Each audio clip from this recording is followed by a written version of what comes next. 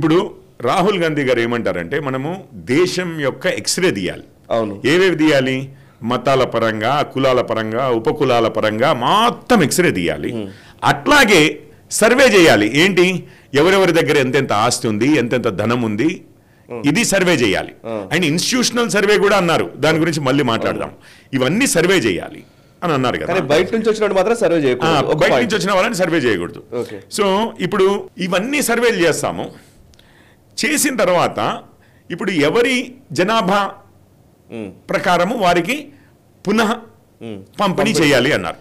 మరి ఆ విషయంలో మీరు చూస్తే నిజంగానే మన దక్షిణ భారతదేశంలో ఉన్న రాష్ట్రాల్లో ప్రజలదే కానివ్వండి, రాష్ట్రాలదే కానివ్వండి, ఆర్థికంగా పెద్ద జిఎస్డిపి కదా, ఇక్కడ ఎక్కువ ఆదాయం ఉంది. మరి ఉత్తరప్రదేశ్లో, బీహార్లో పేదరికం ఎక్కువగా ఉంది. లేకపోతే మన హైదరాబాద్లో ఆదాయం ఎక్కువ ఉంది, ఆదిలాబాద్లో పేదరికం ఎక్కువగా ఉంది. ఏమన్నారు, జనాభా ప్రకారము డిస్ట్రిబ్యూట్ చేయాలి కదా. ఒకసారి గవర్నమెంట్కి వచ్చిందైనా కానీ సరే, అందరి దగ్గర తీసుకుని డిస్ట్రిబ్యూట్ చేయకపోయినా ప్రభుత్వానికి వచ్చిందైతే డిస్ట్రిబ్యూట్ చేయాలి కదా. అక్కడికి వస్తేనేమో మనము కుటుంబ నియంత్రణ చేసుకున్నాము. కుటుంబ నియంత్రణ చేసుకోమని ప్రభుత్వాలు చెప్పాయి. దక్షిణ భారతదేశంలో ఉన్న ప్రజలేమో ప్రభుత్వాలు చెప్పినట్లుగా నిజంగా బాధ్యతాయుతంగా కుటుంబ నియంత్రణ చేసుకుని దేశ ప్రగతి కోసం మనము జనాభాను తగ్గించుకున్నాము. అక్కడ యూపీ, బీహార్లలో వాళ్ళు తగ్గించుకోలేదు. ఇక్కడ మనం బాధ్యతాయుతంగా ఉన్నందుకు మన డబ్బులు అక్కడ వాళ్ళు పేదోళ్ళు అయితే అయినరు కానీ వాళ్ళకి పంపిస్తున్నారు అని చెప్పేమో సౌత్కి, అంటే ఈ దక్షిణ భారతదేశంలో ఉన్న రాష్ట్రాలకు అన్యాయం జరిగిపోతుందని ఒకవైపు అంటున్నారు. మరి ఇక్కడనేమో జిత్నా ఆబాదీ ఉత్నా హక్ అని నువ్వే అంటివి కదా. అవును, రాహుల్ గాంధీ గారే అన్నారు కదా. మరి అక్కడ ఆబాదీ అంటే జనాభా, మరి అక్కడ జనాభా ఎక్కువ ఉంది కదా. ఇప్పుడు ఇంతకుముందు ఏమనుకున్నాము, ఎక్కువ మంది పిల్లలు ఎవరు ఉన్నారు, అది కూడా ఆబాదీయే కదండి. ఎవరికి ఎక్కువ మంది పిల్లలు ఉంటే వారికి ఎక్కువ ఇవ్వాలి.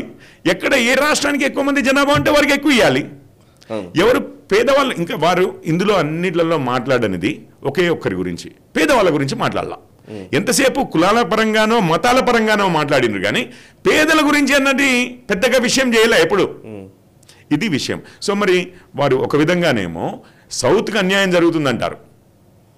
మరి ఇంకొక విషయం ఏమో జనాభాలను బట్టి పంపకాలు ఉండాలి అంటారు.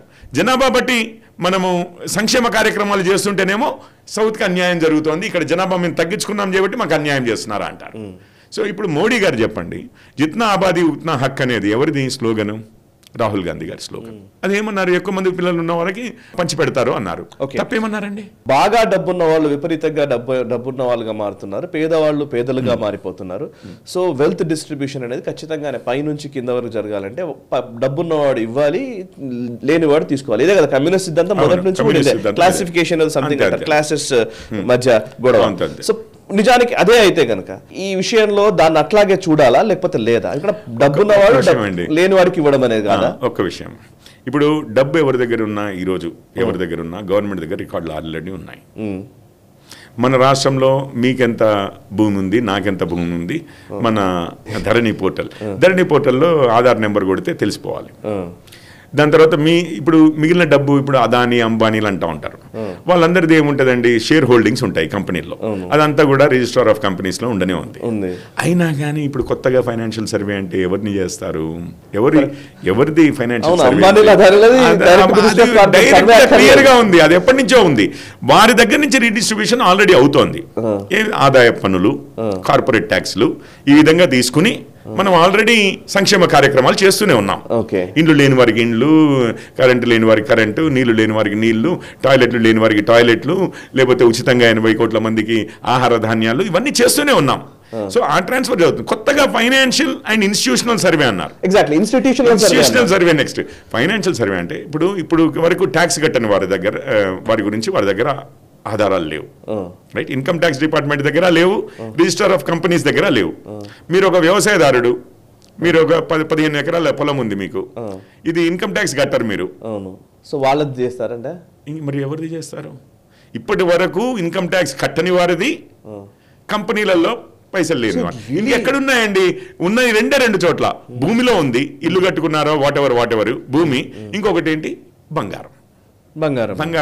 ఎందుకంటే మన కల్చరల్, అది హిందూ సాంప్రదాయం. ఇప్పుడు మీకు దంతేరాస్ అంటారు, అది అంటారు, ఇది దివాళీ వచ్చినప్పుడల్లా పేపర్లో ఫుల్ పేజ్ యాడ్స్ ఏమొస్తాయి, అట్లీస్ట్ ఒక గ్రామ్ ఉన్న బంగారం మంగళసూత్రాలు అన్నది ఇదా.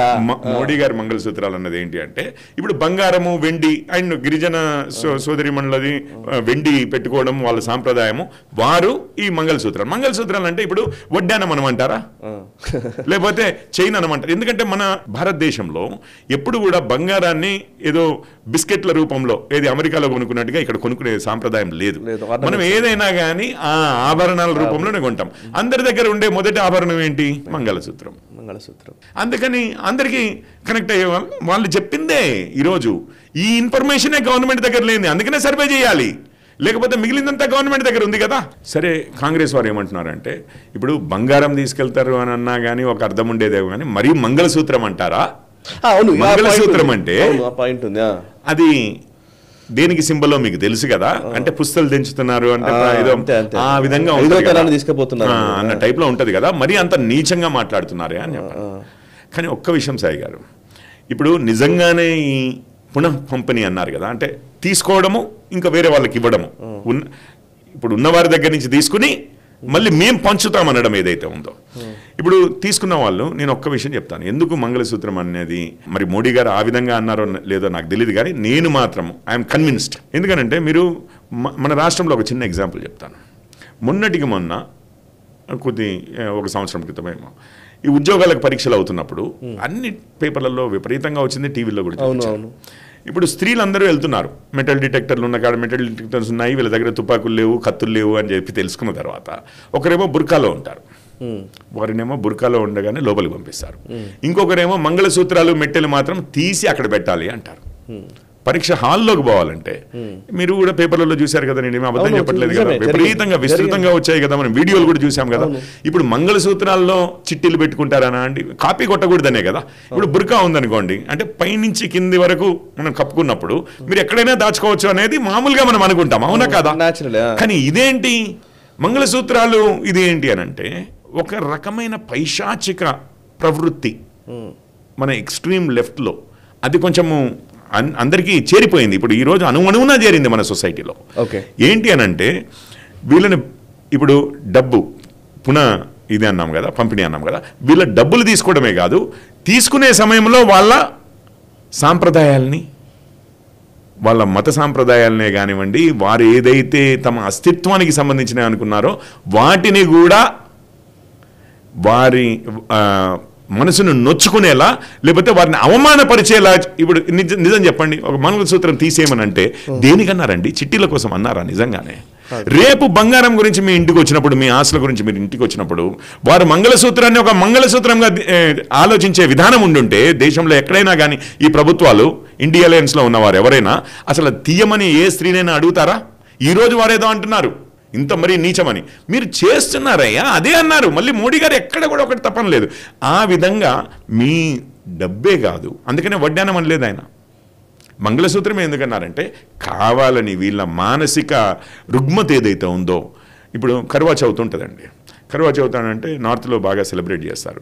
భార్యలు భర్తల ఆరోగ్యం కోసము లేకపోతే ఉపవాసం ఉంటారు. ఉపవాసం ఉండగానే మన వాళ్ళు అంతా లెఫ్టిస్టులు అంతా ఏమంటారు, ఇది పురుషాధిక్య, చూడండి భర్త మంచిత అంటే మగవాళ్ళ కోసమని ఆడవాళ్ళు సాక్రిఫైస్ చేయాలి, త్యాగం చేయాలి.